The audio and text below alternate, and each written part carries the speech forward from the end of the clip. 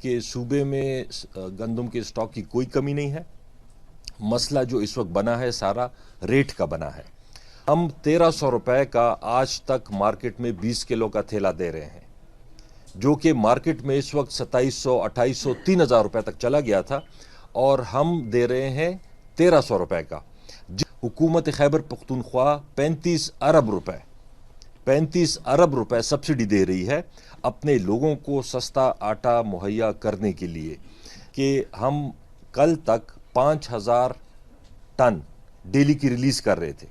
5000 ton اس کو ہم آج سے بڑھا کے 30% بڑھا کے ہم 6500 ٹن ڈیلی کی ریلیز کریں گے انشاءاللہ، جس کی وجہ سے کافی حد تک یہ جو ایک بحران بنا ہوا ہے ریٹ میں، آپ دیکھیں گے اگلے 2-3-4 دن میں اس میں انشاءاللہ کافی حد تک کمی آ جائے گی.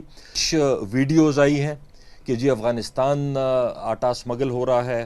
ورلڈ فوڈ پروگرام جو ہے انہوں نے پاسکو سے گندم خریدی اور وہ افغانستان بھیج رہے ہیں. وہ گورنمنٹ آف کے پی کا گندم نہیں جا رہی، نہ آٹا جا رہا ہے، افغانستان سمگل نہیں ہو رہا، وہ ورلڈ فوڈ پروگرام کا آٹا ہے. اس کے علاوہ ہم ایک آئی ٹی ڈپارٹمنٹ نے ایک ایپ بنایا ہے.